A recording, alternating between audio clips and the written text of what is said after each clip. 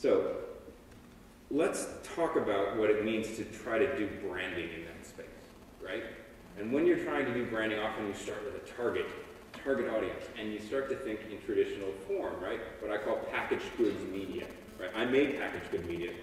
My book is a packaged goods media. Wired magazine was a packaged goods, so is the industry standard, right? But let's say you want to reach college-educated women 24 to 44, okay? If you're looking at packaged good media like Vanity Fair, you know you can get them there, right? And what are media buyers willing to pay up until about November of last year?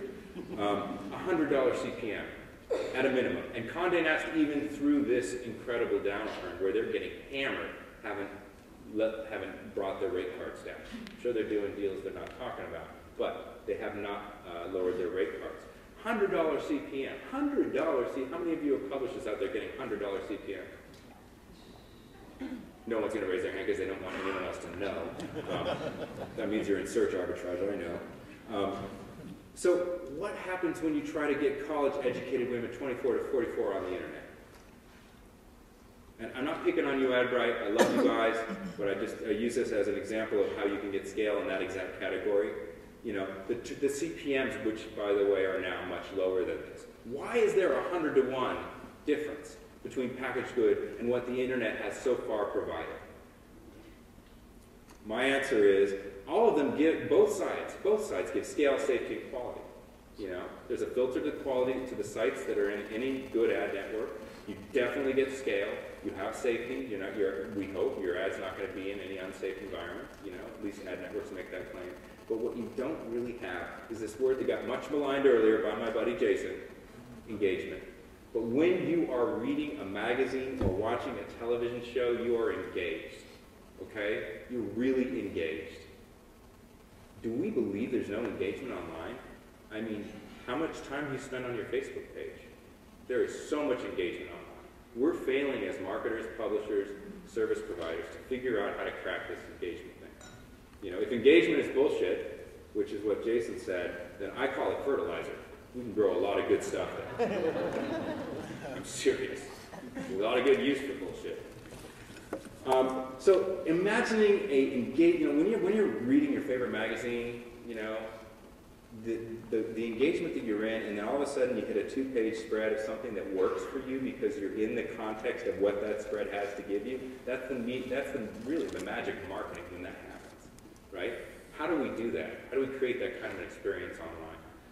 That's really been our holy grail for the last 4 years in my last company. How do we do it? So here's what I think. In terms of conversational media, this is not an answer to everything, of course, but it can be part of an ecosystem in social media. Find conversations you want to join or you want to start as a brand or a publisher. Find the leaders of those conversations. Figure out how to add value to them. And this I use as sort of a dinner table anecdote. Like, when you get invited to dinner, you don't show up, yell about how great your company is, and then leave, right? Maybe you bring a bottle of wine, or if it's a potluck, you bring a dish, you sit down and you listen. If you don't know people very well, you're kind of monitoring the conversation, hearing how it's going, getting the vibe, figuring out the values, the mores, and then you add value, and you have an exchange back and forth, and you build relationship equity over time. You cannot do this with one campaign that is flighted over 3 to 6 weeks. Dare to let your brand actually create these content and conversations. Make media. Don't just buy it. And you have to have integrity, you have to have honesty, you have to have transparency. And you've got to iterate over and over and over. You don't just do it once, make a package, throw it over your shoulder to the media guys to buy stuff, and go make another one. That model doesn't work in conversational media.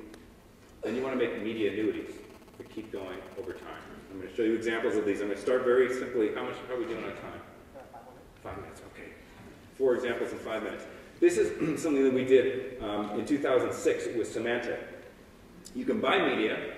Everyone buys media or sells media. But what if you made media actually contextual to the page it was, and it added value to the page, where it actually became the equivalent of value real estate on the page? So with Symantec, what we did is we actually pulled in feeds of popular bloggers and ran RSS feeds through the widget. Now this seems, oh, you're like, yawn, boring, but this was actually kind of the first time it was done in 2006. What we saw was, instead of this typical banner fatigue thing that happens over time and people stop clicking on it, it just was like this. Because every time new stories came into the feed, people were like, ah, there's more content. And if you did the placements properly, media buying, did it properly, all of a sudden people started counting on Symantec to bring them valuable information in the context of wherever they happen to be, Gig or Forbes or the New York Times or wherever they were. It was the only ad campaign we've ever done where people complained when we took it down. Cool.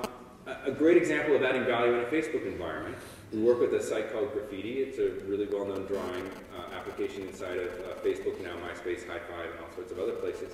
And we're working with a brand called Dell. We had them ask a simple question of the Facebook graffiti community. Millions and millions of people who are passionate about communicating through drawing. We asked them of a simple question, what does green mean to you? And we got these amazing answers. Just incredible answers. Now, every one of these answers is an identifiable media object that people can share with each other, blog about, brag about, put on their Facebook page, and inform everybody that they're friends that they built. So the amplification of this is extraordinary. We had 12,000 of these that were done. And what was really interesting is the community all voted for their favorites. This was all underwritten by Dell, but there was no request or even mention of incorporating in any way Dell's brand. But it started happening anyway, and the community voted the winners with Dell's brand on it. I swear to God, we didn't rig this.